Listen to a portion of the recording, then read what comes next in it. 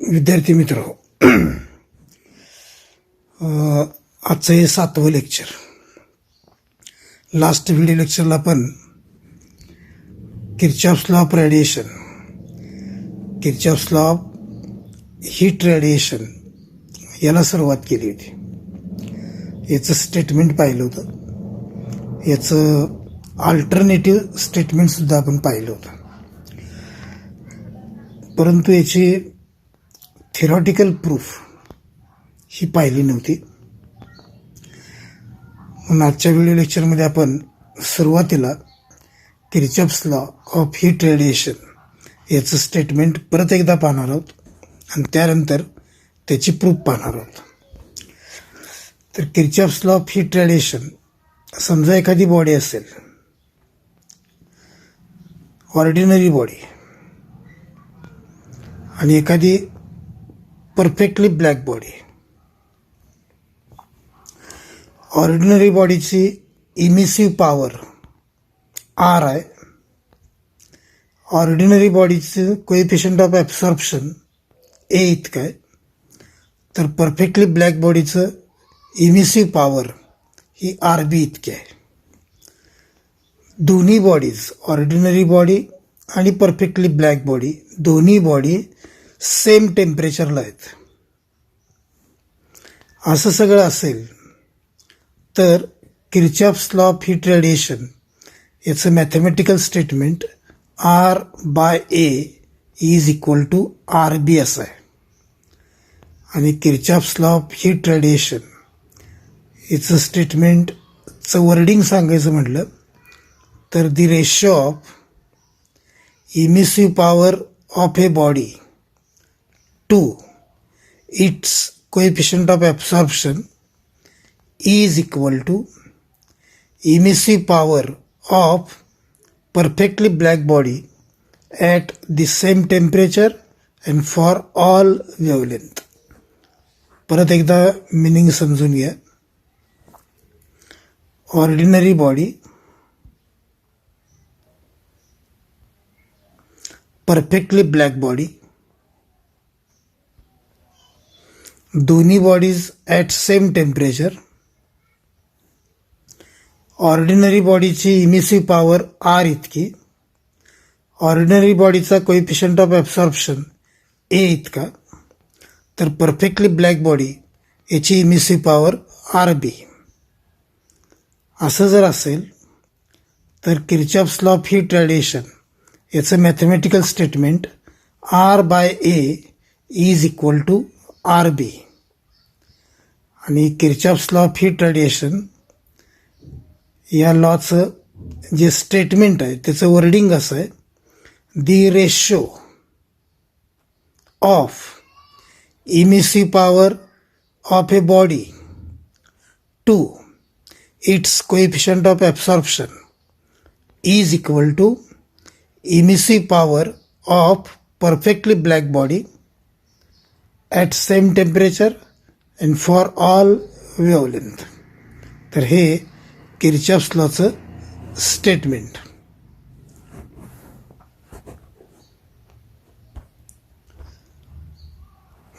At a given temperature the ratio of emissive power R of a body to its coefficient of absorption A is equal to emissive power R B of perfectly black body at the same temperature for all wavelengths. That is, R by A is equal to RB. आता R by A is equal to RB हे असं पण लिहिता येईल, R by RB is equal to A. But R by RB ही कुणाची definition आहे? Last व्हिडिओमध्ये आपण ही डेफिनेशन पाहिली होती.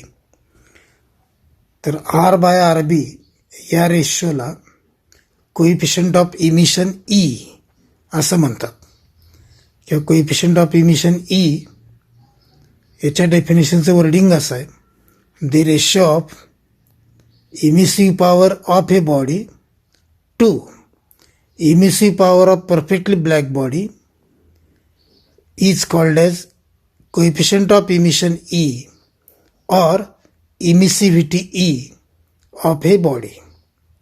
The ratio of emissive power of a body to emissive power of perfectly black body is called as coefficient of emission or emissivity E. तर coefficient of emission ईच्या डेफिनेशननुसार R/RB is equal to E. But R/RB is equal to E, therefore E is equal to A. And E is equal to A याच्यावरून Kirchhoff's law of heat radiation याचं आणखी एक statement सांगता येतं. वरती एक statement आहेच, पण याशिवाय आणखी एक त्याचं स्टेटमेंट सांगता येतं आणि ते या वरच्या स्टेटमेंटपेक्षा सोपं आहे. आणि ते स्टेटमेंट असं आहे, for a body in thermal equilibrium coefficient of emission of a body is equal to its coefficient of absorption. वरच्या स्टेटमेंटपेक्षा अतिशय सोपं असं हे स्टेटमेंट आहे. For a body in thermal equilibrium coefficient of emission of a body is equal to coefficient of absorption of a body. So alternative statement is for a body in thermal equilibrium coefficient of emission is equal to its coefficient of absorption. तर एकूण दोन statement आहेत आणि दोन्हीमध्ये जे दुसरं पाहिलेलं statement आहे ते अतिशय सोपं आहे आणि मॅथमॅटिकल तर अतिशय सोपं आहे. E is equal to A is the mathematical statement of Kirchhoff's law. This is also mathematical statement. R/A is equal to RB. तर दोन मॅथमॅटिकल स्टेटमेंट आहेत, दोन स्टेटमेंटचे वर्डिंग्ज आहेत. दोन्हीमध्ये जे दुसरं आहे ते सोपं आहे. E is equal to A किंवा for a body in thermal equilibrium coefficient of emission is equal to its coefficient of absorption. अर्थात हे जे स्टेटमेंट आहे ते आपण लास्ट व्हिडिओला पाहिलं होतं. आता याची आपल्याला प्रूफ पाहिजे आणि E is equal to A हे आपण प्रूव्ह करणार आहोत. तर किर्चॉफ्स लॉची प्रूफ. आर्टिकलचं नाव आहे theoretical proof or thought experiment. आता एक्सपेरिमेंट म्हटलं की मग त्याच्यामध्ये आपण काही ॲपॅरेटस वापरतो. जे ॲपॅरेटस वापरतो त्याची एक एक्सपेरिमेंटल अरेंजमेंट असते. एक्सपेरिमेंटल अरेंजमेंट केल्यानंतर आपण प्रोसिजर करतो, म्हणजे कृती करतो आणि त्यानंतर आपण ऑब्झर्वेशन घेतो आणि ऑब्झर्वेशनवरून आपण कन्क्लुजन काढतो किंवा रिझल्ट मिळवतो. हा नेहमीचा एक्सपेरिमेंट आपला. पण इथं जो एक्सपेरिमेंट आहे तो त्या प्रकारचा नाही आहे. यात कुठलीही ॲपॅरेटस नाही आहेत, अरेंजमेंट नाही आहे, प्रोसिजर नाही आहे.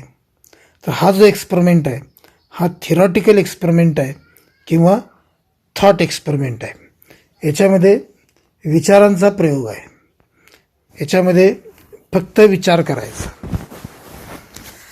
आणि या थिअरॉटिकल प्रूफमध्ये किंवा या थॉट एक्सपेरिमेंटमध्ये आपण हे सिद्ध करणार आहोत E is equal to A किंवा coefficient of emission is equal to coefficient of absorption हे आपण सिद्ध करणार आहोत.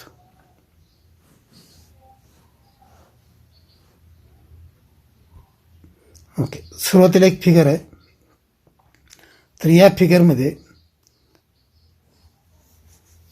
हे जे चौकोनी बॉक्स दिसते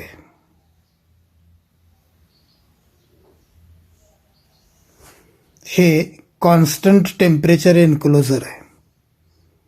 नावाप्रमाणेच असं एन्क्लोजर की ज्याच्यामधलं टेम्परेचर कॉन्स्टंट राहतं. कॉन्स्टंट टेम्परेचर एन्क्लोजर आहे.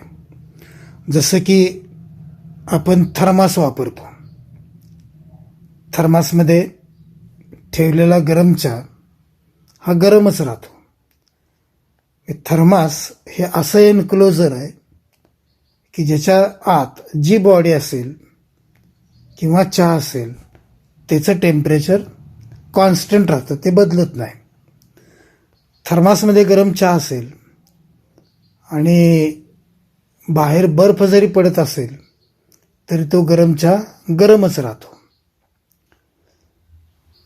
इथंही तसंच एक कॉन्स्टंट टेम्परेचर एन्क्लोजर आहे आणि त्याच्यामध्ये दोन बॉडीज आपण ठेवलेल्या आहेत.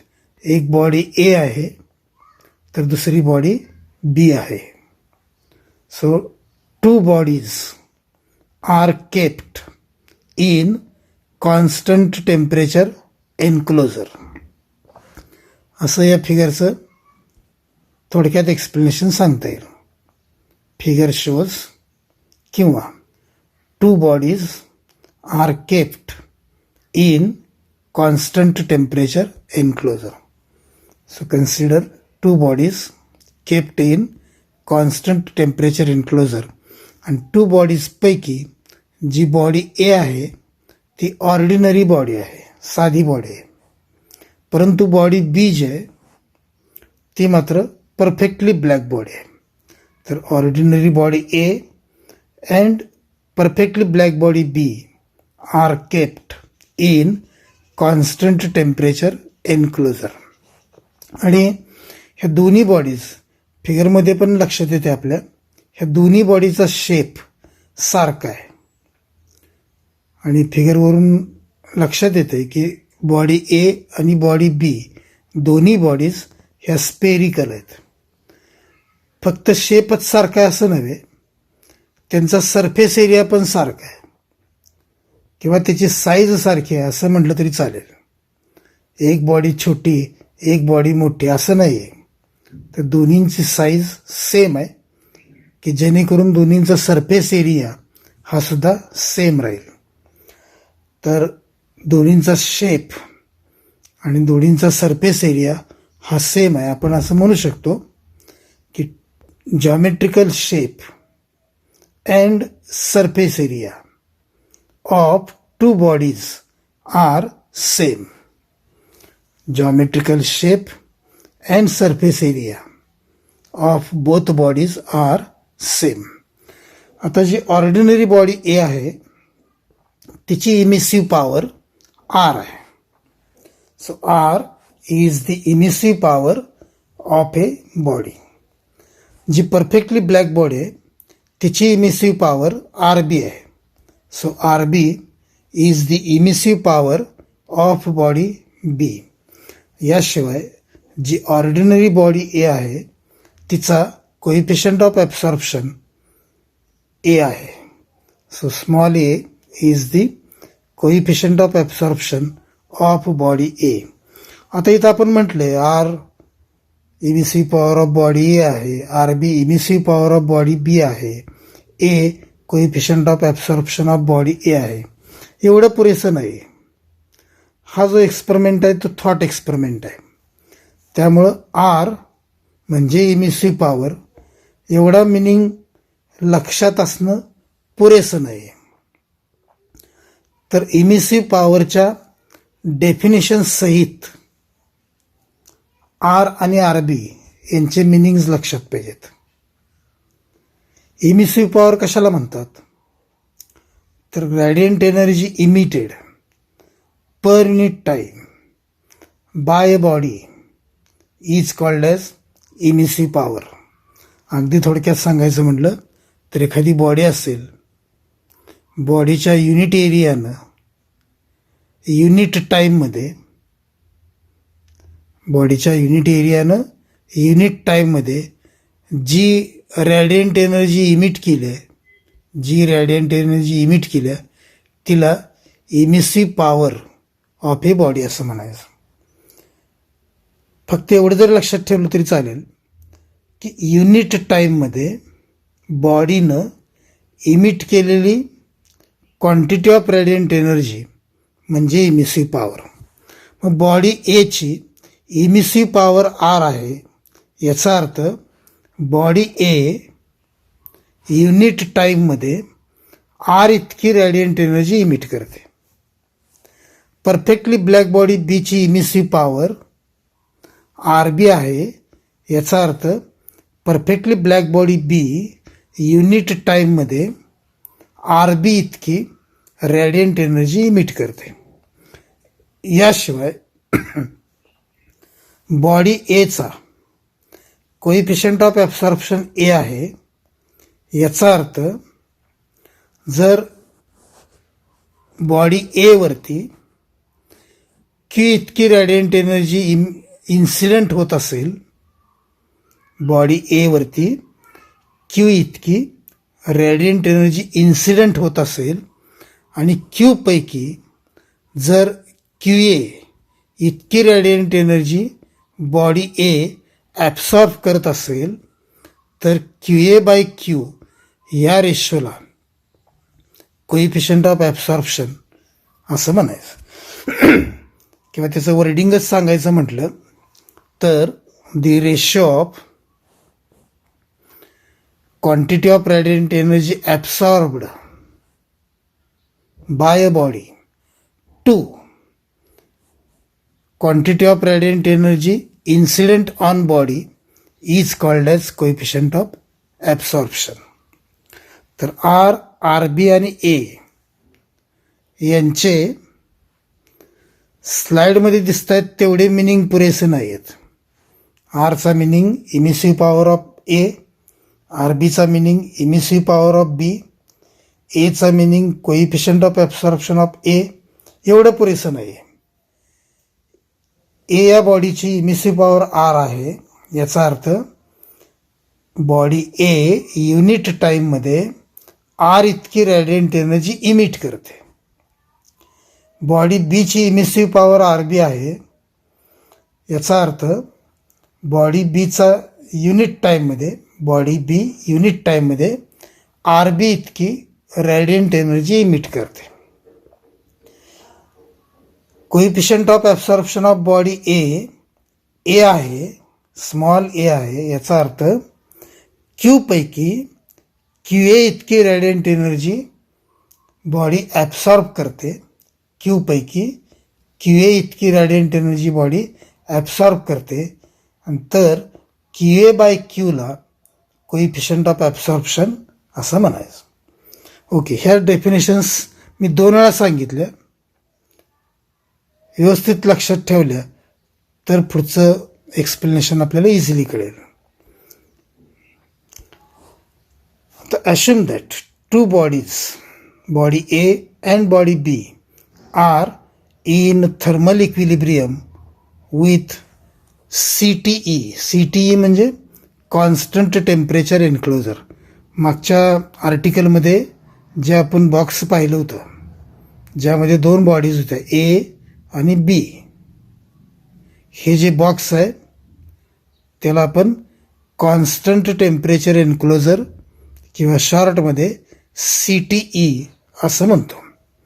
2 बॉडीज ए आणि बॉडी बी, ह्या दोन्ही बॉडीज कॉन्स्टंट टेम्परेचर एन्क्लोजरशी थर्मल इक्विलिब्रियममध्ये आहेत. आता दोन्ही बॉडीज CTEशी थर्मल इक्विलिब्रियममध्ये आहेत, याचा अर्थ काय? तर बॉडी एचं टेम्परेचर, बॉडी बीचं टेम्परेचर, कॉन्स्टंट टेम्परेचर एन्क्लोजरचं आतलं टेम्परेचर हे सर्व सेम आहे आणि ते कॉन्स्टंट आहे. सर्वांचं टेम्परेचर सेम आहे. सर्वांचं कोणाचं?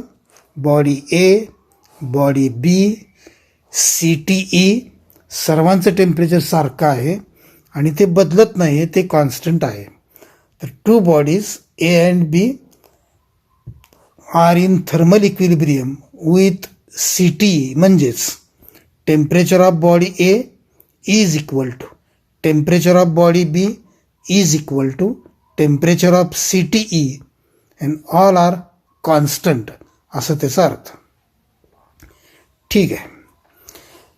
Q इतकी रॅडियंट एनर्जी, Q इतकी रॅडियंट एनर्जी दोन्ही बॉडीजवरती, बॉडी A आणि बॉडी B, दोन्ही बॉडीजवरती Q इतकी radiant energy per unit time incident होते. दोन्ही बॉडीजवरती A आणि B, दोन्ही बॉडीजवरती युनिट टाईममध्ये सेम एनर्जी इन्सिडेंट होते आणि ती आहे Q. म्हणून Qचं एक्सप्लेनेशन असं सांगता येईल की quantity of radiant energy incident per unit time on both bodies A and B. So Q is the quantity of radiant energy incident per unit time on both bodies A and B. आता दोन bodies पैकी सुरुवातीला आपण body A विचारात घेऊ. Consider body A. And मगाशी सांगितलं तसं coefficient of absorption is defined as, for body A, coefficient of absorption is defined as coefficient of absorption of body A is equal to quantity of radiant energy absorbed per unit time to total quantity of radiant energy incident per unit time. He coefficient of absorption ची mathematical definition. अगदी थोडक्यात म्हटलं तर रॅडियंट energy absorbed आणि रॅडियंट energy incident यांच्या रेशोला coefficient of absorption of body A असं म्हणायचं.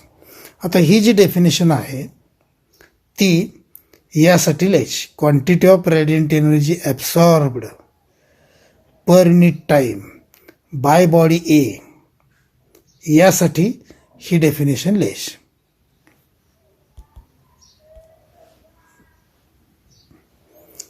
आता यासाठी डेफिनेशन लिहायची असेल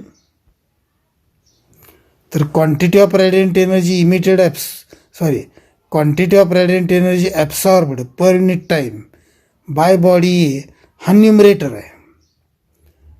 आणि त्यासाठी जर डेफिनेशन लिहायची असेल तर हा जो डिनॉमिनेटर आहे तो इकडे LHSला घ्यायला पाहिजे. मग quantity of radiant energy absorbed per unit time by body A is equal to coefficient of absorption of body A into total quantity of radiant energy incident per unit time on body A, अशी ती लिहायला पाहिजे. So quantity of radiant energy absorbed per unit time by body A is equal to coefficient of absorption of body A into total quantity of radiant energy incident per unit time on body A. आता याला notations वापरायचे. मागच्या स्लाइडमध्ये आपण पाहिली की coefficient of absorption of body A is A and याच स्लाइडमध्ये पाहिलं total quantity of radiant energy incident per unit time on body A, याची किंमत Q इतकी आहे. सो A इंटू Q असा RHSला येईल.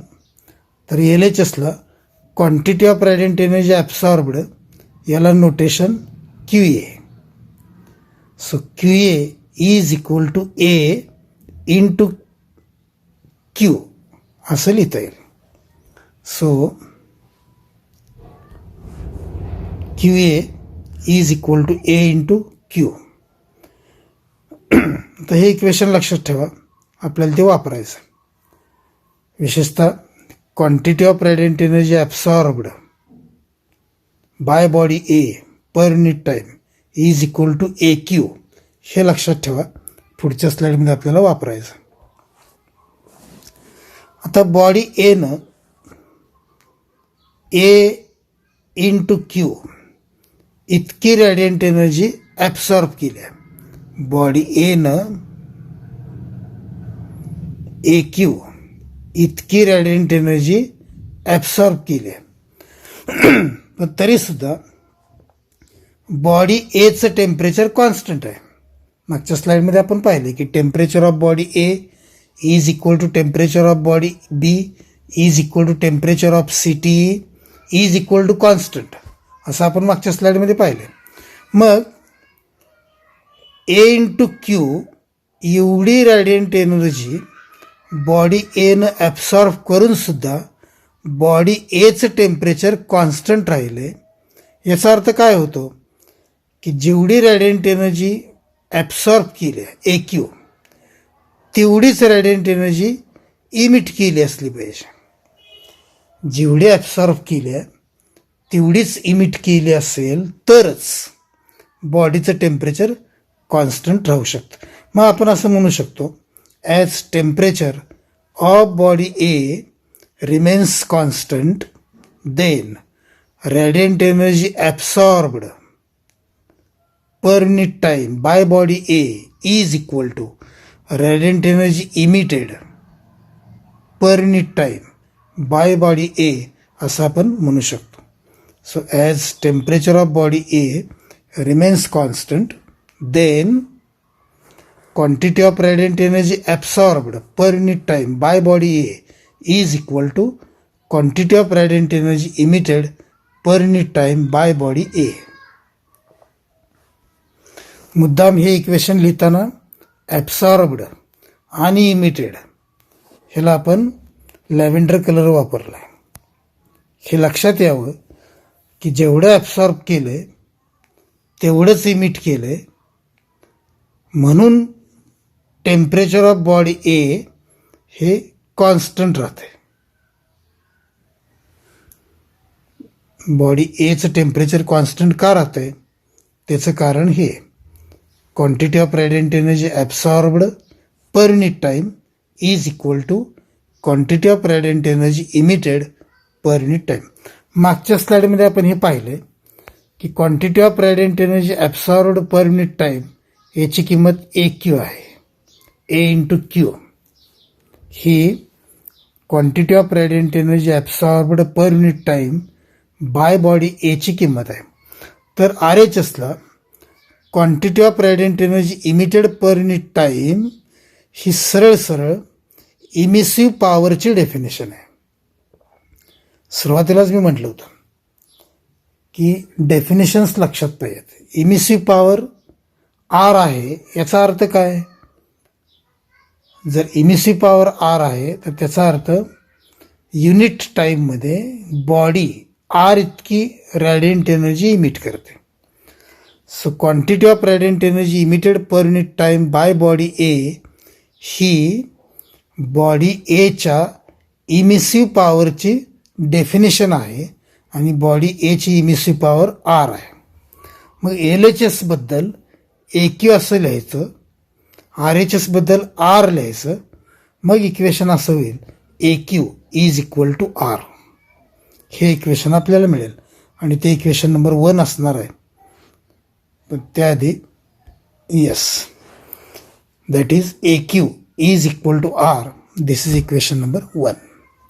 आत्तापर्यंत आपण फक्त बॉडी एचाच विचार केला. बॉडी एनं क्यू इतकी रॅडियंट एनर्जी ॲब्सॉर्ब केली पैकी क्यू ए इतकी रॅडियंट एनर्जी ॲब्सॉर्ब केली. बॉडी एवरती क्यू इतकी रॅडियंट एनर्जी इन्सिडेंट झाली. क्यू पैकी क्यू ए इतकी रॅडियंट एनर्जी बॉडी एनं ॲब्सॉर्ब केली. क्यू ए बाय क्यू म्हणजे coefficient of absorption. Therefore Q A is equal to A into Q. Quantity of radiant energy absorbed is equal to A Q. परंतु ज्या अर्थी body एचं temperature constant राहते त्या अर्थी जेवढी एनर्जी ॲब्सॉर्ब केली आहे ए क्यू तेवढीच energy per unit time emit केली असली पाहिजे. परंतु quantity of radiant energy emitted per unit time म्हणजे emissive power R. Therefore A Q is equal to R. This is equation number 1. आणि इथंपर्यंत आपण फक्त बॉडी एचाच विचार केला आहे. मग जसं बॉडी एचा विचार करून आपण A Q is equal to R हे इक्वेशन मिळवलं, तसं बॉडी बीचा विचार करून कोणतं इक्वेशन मिळते ते पाहायचं.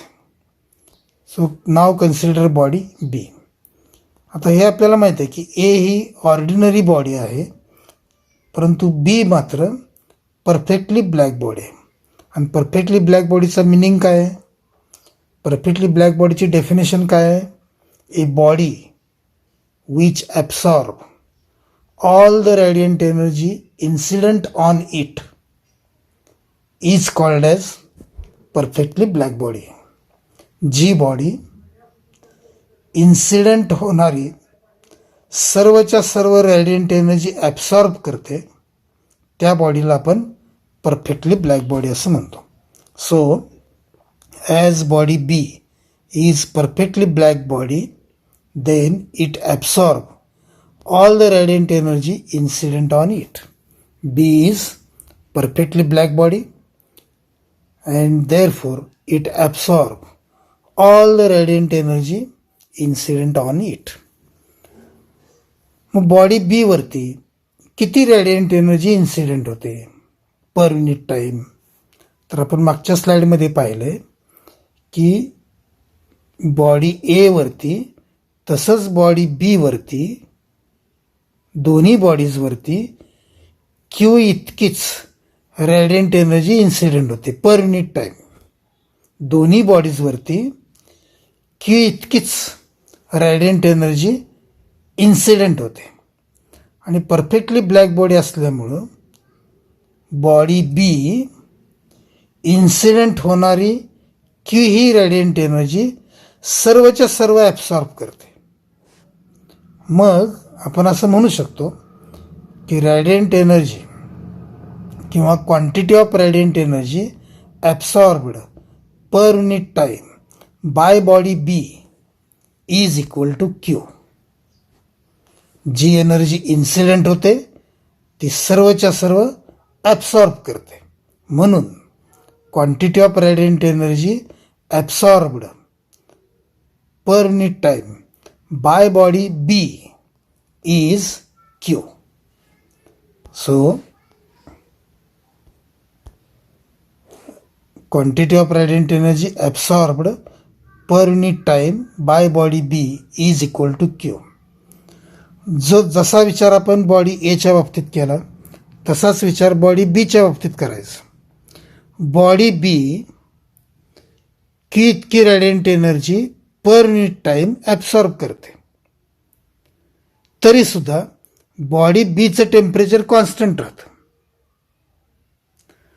ज्या अर्थी क्यू इतकी रॅडियंट एनर्जी ॲब्सॉर्ब करूनसुद्धा बॉडी बीचं टेम्परेचर कॉन्स्टंट राहत असेल तर बॉडी बी जी एनर्जी ॲब्सॉर्ब केल्या तेवढीच एनर्जी इमिट करत असली पाहिजे. ज्या अर्थी बॉडी बीचं टेम्परेचर कॉन्स्टंट राहते त्या अर्थी बॉडी बी जेवढी एनर्जी ॲब्सॉर्ब करते तेवढीच एनर्जी इमिट करत असली पाहिजे. So as temperature of body B remains constant then quantity of radiant energy absorbed per unit time is equal to quantity of radiant energy emitted. Body बीचं temperature constant राहतं याचा अर्थ absorb केलेली energy आणि emit केलेली energy same असली पाहिजे. मागच्या स्लाईडमध्ये पाहिले आपण quantity of radiant energy absorbed per unit time by body B is Q and quantity of radiant energy emitted per unit time by body B ही सरळ सरळ इमिसिव्ह पॉवर ऑफ बॉडी बीची डेफिनेशन आहे आणि emissive power of body B ही R B इतकी आहे. ही सरळ सरळ आर बीची डेफिनेशन आहे. quantity of radiant energy emitted per unit time by body E means emissive power RB. म्हणून आपण हे इक्वेशन लिहू शकतो. Q is equal to RB and that will be equation number 2.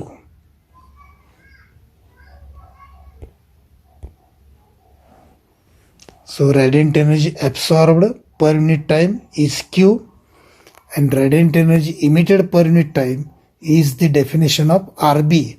So Q is equal to RB. This is equation number 2. Equation 1 from last slide is AQ is equal to R. This is equation number 1. हे आपण मागच्या स्लाइडमध्ये आपण पाहिलं होतं. आता इथून पुढे किरकोळ मॅथमॅटिक्स आहे. इक्वेशन 1ला इक्वेशन 2 डिवाइड करायचं. Equation 1 divided by equation 2 gives AQला Qने डिवाइड करायचं, तुम्हाला LHS मिळेल. Rला RBने डिवाइड करायचं, तुम्हाला RHS मिळेल. So equation 1 divided by equation 2 gives AQ by Q is equal to R by RB. आणि सहज लक्षात येते की Qला Q कॅन्सल होईल आणि आपल्याला A is equal to R by RB हे इक्वेशन मिळेल. आता हे इक्वेशन पुढच्या स्लाइडमध्ये आपण आहे असं विचारात घेऊ. So A is equal to R by RB, but R by RB ही कोणाची डेफिनेशन आहे? सुरुवातीला पण मी सांगितलं होतं की emissive power of a body to emissive power of perfectly black body या रेशोला कोइफिशियंट ऑफ इमिशन E असं म्हणतात. So R by RB means coefficient of emission of body A, that is E. आणि R बाय RB बद्दल E substitute केलं तर हे वरचं equation A is equal to E असं लिहिता येईल किंवा E is equal to A असं लिहिता येईल. Eचं नाव कोइफिशियंट ऑफ इमिशन, Aचं नाव coefficient of absorption, that is coefficient of emission is equal to coefficient of absorption. आणि हेच आपल्याला सिद्ध करायचं. This is Kirchhoff's law. Statement काय होतं? For a body in a thermal equilibrium coefficient of emission is equal to its coefficient of absorption. हेच Kirchhoff's लॉचं statement होतं आणि ही त्याची प्रूफ. Hence the proof. तर एक महत्त्वाचं आर्टिकल आहे, विचारलं जाण्याची खूप शक्यता आहे, त्यामुळं काळजीपूर्वक करा. ह्यात कुठंही एक्सपेरिमेंट असूनसुद्धा कुठंही प्रोसिजर नाही, ऑब्झर्वेशन नाही, कारण हा एक्सपेरिमेंट केवळ थॉट एक्सपेरिमेंट आहे, विचारांचा प्रयोग आहे. त्यामुळं व्यवस्थित करा. एक महत्त्वाचं आर्टिकल आहे, विचारलं जाण्याची शक्यता आहे. Next article is spectral distribution of black body radiation. याच्या अगोदर आपण प्रिहोस्ट थिअरी ऑफ हीट एक्सचेंज पाहिले आणि त्याचं पहिलंच पोस्टुलेट असं होतं, every bodies emit radiant energy at all temperatures except absolute zero temperature. बॉडीचं टेम्परेचर ॲब्सोल्यूट झिरो नसेल तर इतर सर्व टेम्परेचर्सला सर्व बॉडीज रॅडियंट एनर्जी इमिट करतात. मग ती बॉडी ऑर्डिनरी असो किंवा ब्लॅक बॉडी असो. Spectral distribution of black body radiation नावातच ब्लॅक बॉडी हा शब्द असल्यामुळं इथं आपण ऑर्डिनरी बॉडीचा विचार करणार नाही, तर फक्त ब्लॅक बॉडीचाच विचार करणार. तर प्रिवोस्ट थेअरीनुसार black body absolute zero temperature सोडून इतर सर्व टेम्परेचरला रॅडियंट एनर्जी इमिट करत असते. So black body emit radiant energy or radiations at all temperatures except absolute zero temperature. Absolute zero temperature सोडून इतर सर्व टेम्परेचर्सला ब्लॅक बॉडी रॅडियंट एनर्जी म्हणजेच रॅडिएशन इमिट करते. आता ब्लॅक बॉडीनं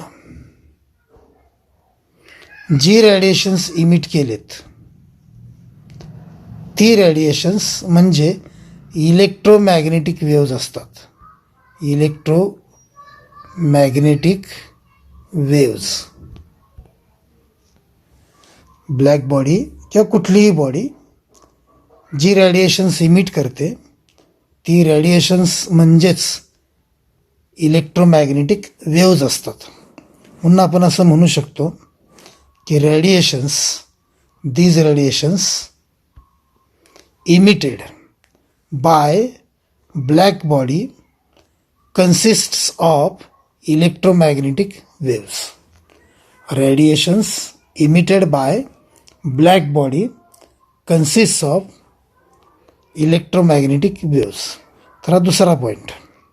ब्लॅक बॉडी इमिट रॅडिएशन्स हा पहिला point and radiation means electromagnetic waves हा दुसरा पॉईंट. आता ब्लॅक बॉडीनं जी रेडिएशन्स इमिट केलेत म्हणजेच ज्या इलेक्ट्रोमॅग्नेटिक वेव्ज इमिट केलेत त्यापैकी काही इलेक्ट्रोमॅग्नेटिक वेव्हची वेव्हलेंथ ही शॉर्ट असते, काही इलेक्ट्रोमॅग्नेटिक वेव्हची वेव्हलेंथ ही लॉंग असते, तर काही इलेक्ट्रोमॅग्नेटिक वेव्हची वेव्हलेंथ ही शॉर्ट आणि लॉंग यांच्या दरम्यान असते. तर हे यानंतरचे point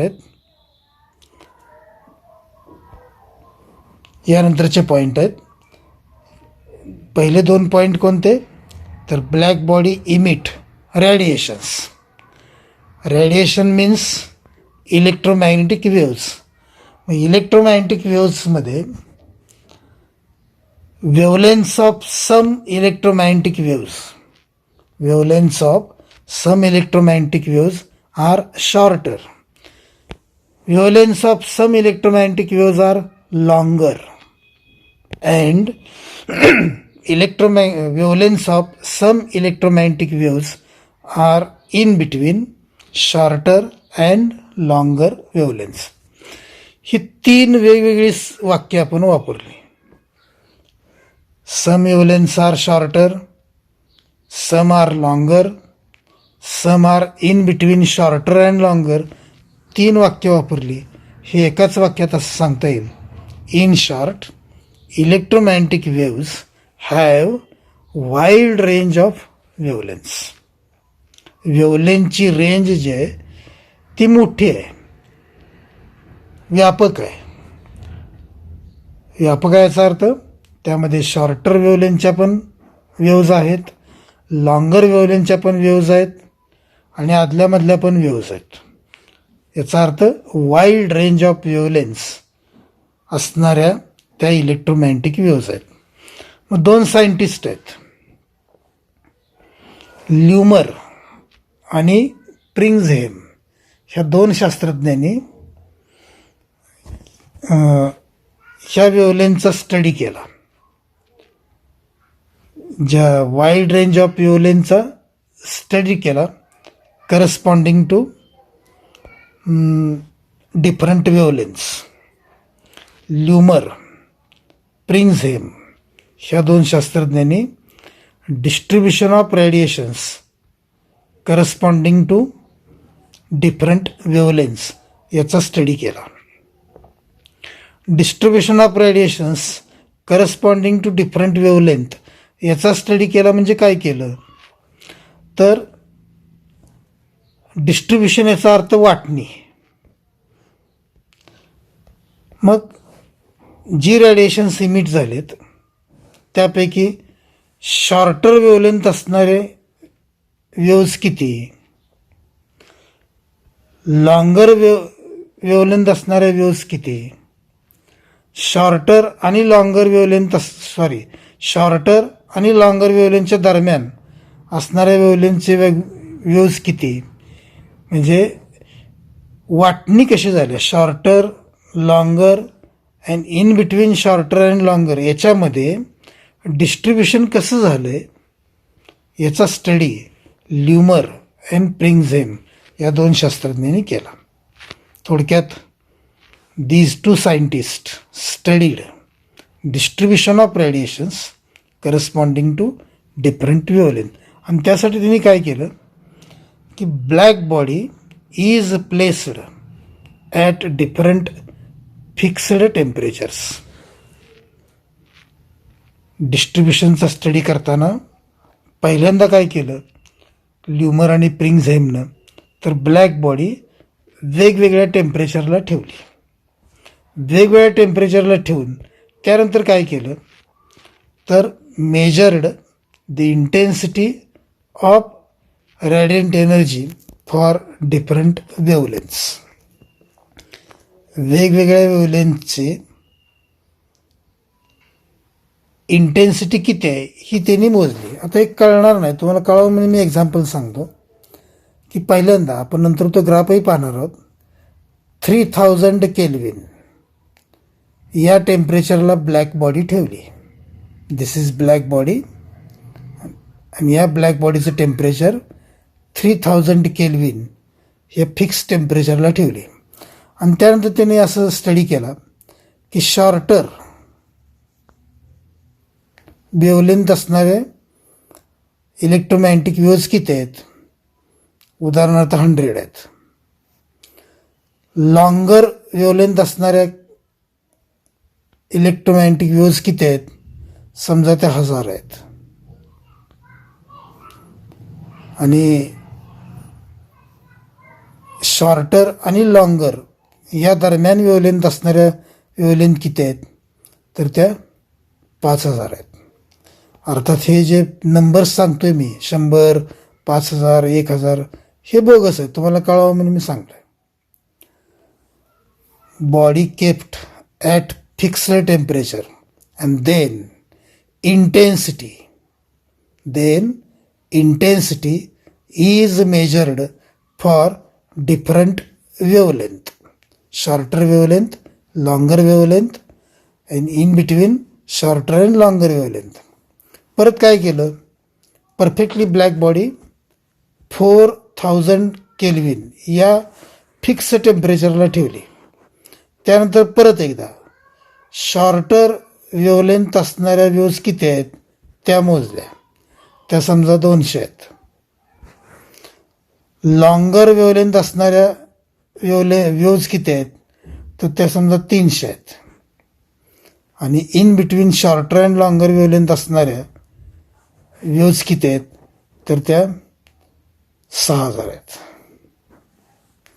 body kept at fixed temperature, then Lummer and Pringsheim measured the intensity of radiant energy for different wavelengths. असा या वाक्याचा अर्थ आहे. They measured intensity of radiant energy for different wavelengths. Intensity मोजली म्हणजे 100, 5000, 1000 किंवा इथं 200, 6000, 300 ह्या इंटेन्सिटीज मोजल्या फॉर डिफरंट वेवलेंथ्स, असा या वाक्याचा अर्थ आहे. आणि त्यानंतर काय केलं त्यांनी तर ग्राफ काढले, intensity of radiant energy versus wavelength असे ग्राफ काढले. Then finally graphs of intensity of radiations against wavelength for different temperatures are plotted. Intensity of radiation against wavelength असे ग्राफ काढले आणि ते ग्राफ कर्व्ज असतात. Graphs are curves.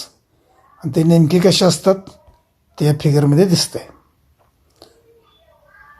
तर हे curved graph, एकूण तुम्हाला 4 ग्राफ दिसत आहेत, 4 कर्व दिसत आहेत. 1, then 2, 3 and this is last 4. First graph सर्वात वरती आहे तो 6000 केल्विन या टेम्परेचरसाठीचा आहे. Second graph is corresponding to 5000 Kelvin. Third graph corresponds to 4000 Kelvin and last graph is corresponding to 3000 Kelvin. Graph कशात प्लॉट केलंय तर intensity against wavelength for different temperatures 6000, 5000, 4000, 3000 असे ग्राफ काढले. आणि ग्राफ्स कसे आहेत तर कर्व्ज आहेत. आता या ग्राफवरून काही सिग्निफिकन्स आपल्याला पाहायचे आहेत. तर हा ग्राफ, तर पहिलं सिग्निफिकन्स असं सांगता येईल. आता नीट लक्षपूर्वक ऐका. समजा हा ग्राफ विचारात घेतला आपण, हा ग्राफ इथं वेवलेंथ आहे लॅम्बडा, तर इथं इंटेन्सिटी आहे. मग इथं तुम्हाला 1 दिसते, वेवलेंथ किती आहे 1, इथं 2 आहे. इथं ज्या अर्थी 1 आहे त्या अर्थी इथं किती आहे तर 0.5, त्या अर्थी इथं 0.1 आहे. तर 0.1 इतकी वेवलेंथ असणारी इंटेन्सिटी फार कमी आहे.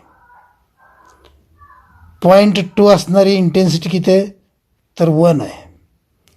0.3 असणारी इंटेन्सिटी किती आहे तर 2.5 अंदाजे. 0.4 असणारे 5 आहे. जसं वेवलेंथ वाढत जाते तशी इंटेन्सिटी पण वाढत जाते. 0.1 वेवलेंथ असणारी इंटेन्सिटी किती आहे तर ती 1पेक्षाही कमी आहे. For example 0.4. 0.2 इतकी वेवलेंथ असणारी इंटेन्सिटी किती आहे तर 1 आहे. याचा अर्थ डिफरंट वेवलेंथला इंटेन्सिटी डिफरंट आहे. डिफरंट वेवलेंथला इंटेन्सिटी डिफरंट आहे असं पहिलं कमेंट ह्या ग्राफवरून आपण करू शकतो. For a given temperature intensity of radiant energy is different for different wavelength असं कमेंट आपण करू शकतो. So first comment, at a given temperature intensity is different for different wavelength.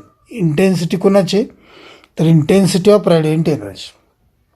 At given temperature intensity of radiant energy is different for different temperature. म्हणजेच काय तर distribution of radiant energy is not uniform, एकसारखी नाही आहे. जी वाटणी आहे distribution ते एकसारखं नाही आहे. वेवलेंथ 0.1 असेल तर इंटेन्सिटी 0.4 आहे. वेवलेंथ 0.2 असेल तर इंटेन्सिटी 1 आहे. इंटेन्सिटी 0.3 असेल, वेवलेंथ 0.3 असेल तर इंटेन्सिटी 2 आहे.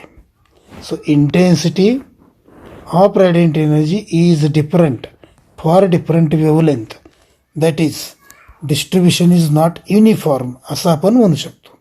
तर हे पहिलं कमेंट. दुसरं कमेंट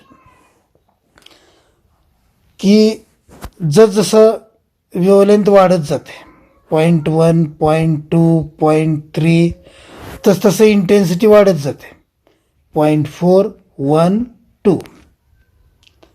कुठंपर्यंत वाढत जाते तर एका मॅक्झिमम हाईटपर्यंत वाढत जाते.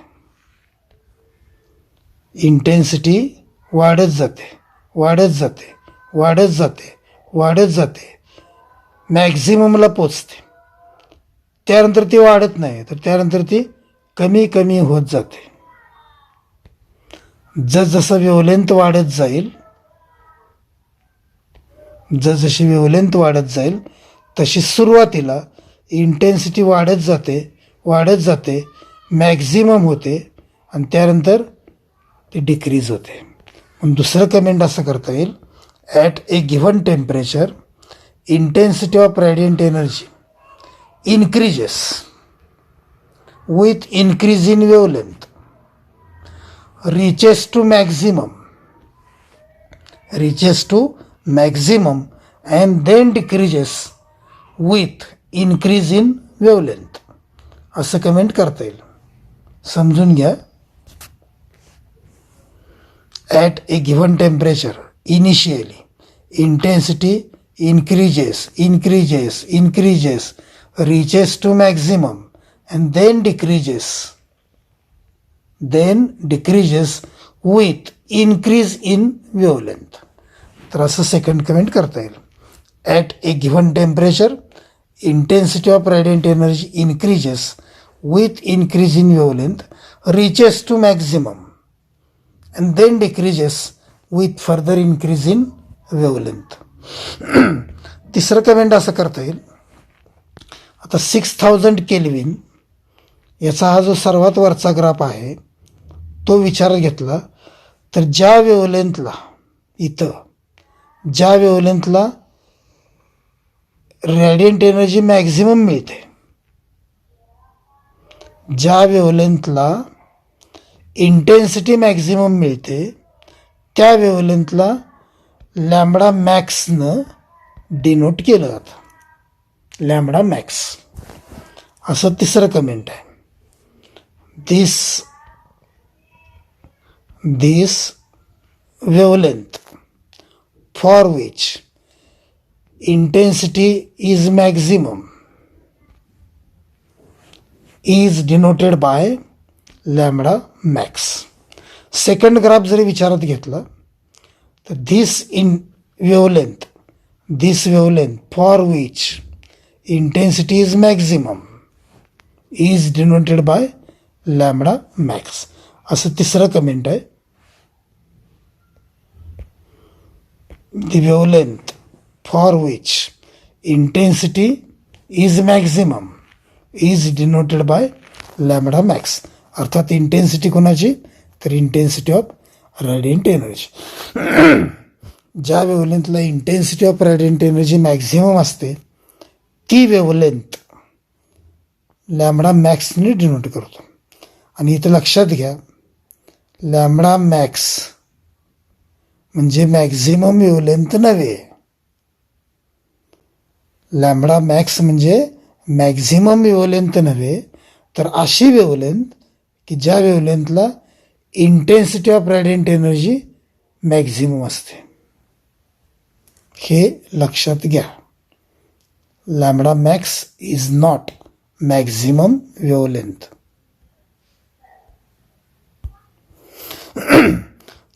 चौथं कमेंट. आता 6000 केल्विन या टेम्परेचरचा वरचा जो ग्राफ आहे हा,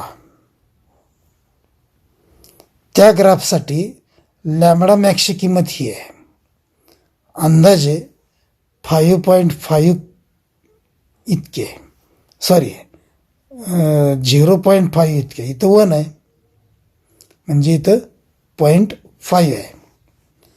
6000 केल्विनला लॅम्बडा मॅक्सची किंमत 0.5 आहे. आता 5000 केल्विनला जो दुसरा ग्राफ आहे हा, त्या ग्राफसाठी मॅक्झिमम वेव्हलेंथ किती आहे, तर ती साधारण 0.8 आहे. तिसऱ्या ग्राफसाठी की जो 4000 केल्विनसाठी आहे हा ग्राफ, त्यासाठी मॅक्झिमम वेव्हलेंथ 0.9 आहे. आणि 3000 केल्विन या टेम्परेचरचा जो सर्वात आतला ग्राफ आहे त्याची मॅक्झिमम वेवलेंथ ही आहे, म्हणजे ती 1.2 आहे. आता ह्या चार्टकडे लक्ष द्या. टेम्परेचर डिक्रीज झाल्यानंतर, टेम्परेचर डिक्रीज झालं की ह्या लॅम्बडा मॅक्सच्या किमती काय होतात, तर वाढतात. मग आपण असं म्हणू शकतो की lambda max increases with decrease in temperature. Lambda मॅक्सच्या या किमती इन्क्रीज होतात कधी, टेम्परेचर डिक्रीज झाल्यानंतर. Lambda max increases with temperature decreases. उलटं काय म्हणू शकतो, उलटं आपण असं म्हणू शकतो lambda max decreases, lambda max decreases with increase in temperature. 3000चं 4000 झालं टेम्परेचर, तर लॅम्बडा मॅक्स काय होतंय, 1.2चं 0.9 होतं. म्हणजेच lambda max decreases with increase in temperature असं आपण कमेंट करू शकतो. आणि हे महत्त्वाचं कमेंट आहे की जे पुढच्या आर्टिकलसाठी आपल्याला लागणार आहे. Lambda max decreases with increase in temperature. 5वं कमेंट असं की एरिया अंडर कर्व, समजा हा कर्व घेतला आपण, तिसरा, त्याच्या अंडर असणारा जो एरिया आहे, एरिया अंडर कर्व, तो काय रिप्रेझेंट करतो, तर टोटल रॅडियंट एनर्जी इमिटेड. जी टोटल रॅडियंट एनर्जी इमिट केली ती radiant energy area under the curve इतकी असते. So area under the curve means total radiant energy emitted. मग चारी ग्राफचं निरीक्षण करा. चारी ग्राफचं खालून वरती गेलो आपण, 3000, 4000, 5000 असं खालून वरती गेलो तर एरिया अंडर कर्व वाढत जातो. याचाच अर्थ काय की टोटल रॅडियंट एनर्जी इमिटेड वाढत जाते. जसं टेम्परेचर वाढेल, 3000चं 4000 होईल, 4000चं 5000, 6000 असं जेव्हा टेम्परेचर वाढेल तसं एरिया अंडर कर्व वाढत जातो. परंतु एरिया अंडर कर्व म्हणजेच टोटल रॅडियंट एनर्जी इमिटेड हे सुद्धा वाढत जातं. आणि हे शेवटचं कमेंट आहे, area under curve means total radiant energy emitted increases with increase in temperature असं last comment. Area under curve म्हणजेच total radiant energy emitted increases with increase in temperature. So this is spectral distribution of radiant energy. आणि आपण इथं थांबतोय. धन्यवाद.